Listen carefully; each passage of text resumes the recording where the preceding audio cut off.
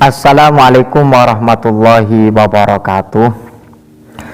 Lagi-lagi ada Ustadz Salafi Wahabi yang tidak patuh terhadap sanjungannya, tidak mengikuti apa yang diperintah panutannya. Jadi Ustadz Wahabi ini memberikan pernyataan bahwa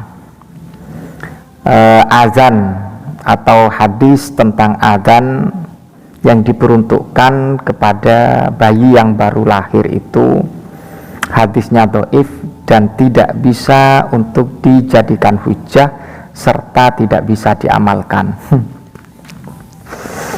Inilah kelompok dari Salafi Wahabi yang seringkali terburu-buru sebelum mengoreksi apa yang menjadi sikap dari panutan Ustadz Salafi Wahabi.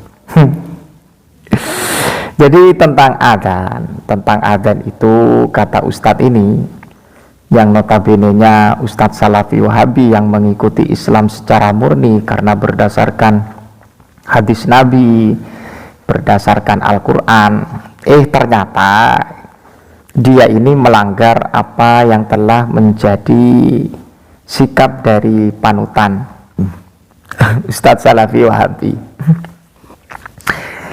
Biar saya tidak dikatakan bohong dan nanti akan saya kupas tuntas tentang masalah tersebut, apakah memang dhaif dan tidak bisa diamalkan, dan saya menggunakan rujukan dari ulama yang menjadi panutan dari Ustadz Salafi Wahabi.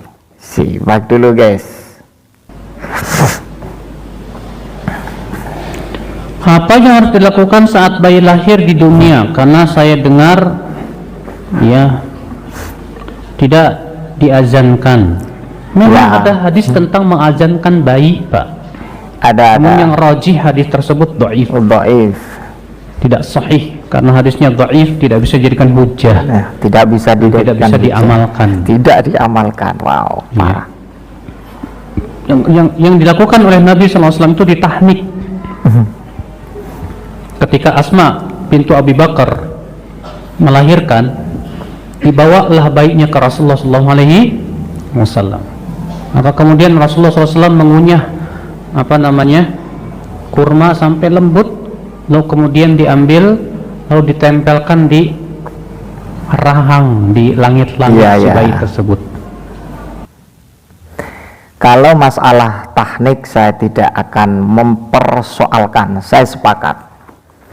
Tapi kalau tentang hukum azan yang memang dilakukan oleh seseorang terhadap bayi yang baru lahir, ketika dikatakan hadisnya dhaif dan tidak bisa untuk diamalkan, ini sesuatu yang fatal bagi saya.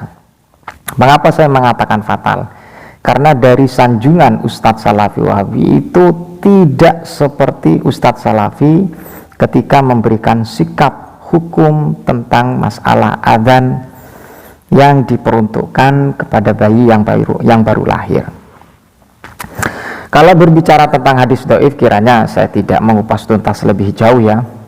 Kalau kita berangkatnya atau latar belakangnya dari hadis dhaif, maka para ulama memberikan hukum boleh untuk li fadhailil a'mal. Tapi kita fokus kepada apa yang disampaikan oleh Al-Utsaimin ya. Kita tahu Al-Utsaimin ini termasuk guru dari Ustadz Salafi Wahabi. Ternyata Al-Utsaimin sendiri itu tidak seperti apa yang menjadi sikap dari Ustadz Salafi Wahabi untuk khususnya Ustadz ini. Secara spesifik tentang masalah hukum adzan bagi al-maulud ya. Al-azan fi udhunil maulud, adzan untuk bayi yang baru lahir. Saya bacakan. Ini dalam kitab Majmu' Fatawa wa Rasail Al-Utsaimin ya. Tidak diragukan lagi faham beliau ini adalah faham Wahabi. Su'ila fadilatus syaihi rahmatullahi alaih atau rahimahullah. Jadi beliau Syekh Al-Utsaimin diberikan pertanyaan bin nisbati lil adzani fi udhunil maulud, tentang adzan yang diperuntukkan untuk bayi yang baru lahir ya. Al yumna, di telinga yang bagian kanan. Kemudian wal iqamati fil yusra, dan kemudian iqamah di telinga yang kiri. Hal huwa minas sunnati walahu aslun, apakah hal yang seperti ini ada sunnah yang menjelaskan dan juga mempunyai dasar. Jadi pertanyaan ini ditujukan kepada Al-Utsaimin ya. Kemudian beliau menjawab, fa'ajaba biqaulihi ammal azanu falahu aslun. Adapun azan itu mempunyai dasar, ada referensinya, ada argumentasinya. Wa hadisuhu hasanun, dan hadisnya hadis hasan, bukan dhaif. Ini kata beliau ya, kata Al-Utsaimin yang merupakan panutan dari ustadz-ustadz Salafi Wahabi. Wala ba'sa bihi, hadisnya hasannya dan tidak apa-apa untuk diamalkan. Walakin yakunul azanu indal wiladati qabla an yasma'a ayya syai'in. Ada dasarnya hadis hasan, dikarenakan yakunul azanu indal wiladati qabla an yasma'a ayya syai'in, dan azan itu dilaksanakan sebelum bayi itu mendengarkan suara sesuatu. Liyakuna awwalu ma yasma'uhu an-nida'a ila sholati wal falahi.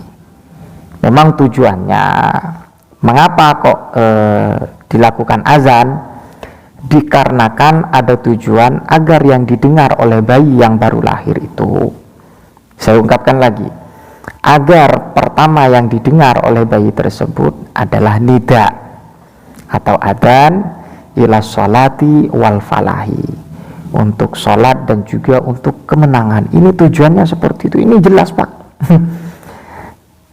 Al-Utsaimin itu menyatakan hadisnya sahih, dan kemudian mekanismenya, dan kemudian hikmah atau tujuan, ya saya katakan tujuannya. Tujuannya agar apa yang didengar oleh bayi yang baru lahir, al-maulud, agar yang dia dengar awal-awal adalah berupa adzan menuju sholat, menuju falah. Jadi seperti itu, daripada didengerin musik atau didengerin lagu-lagu bid'ah, syirik, mendingan diadzani Pak, mendingan diadzani.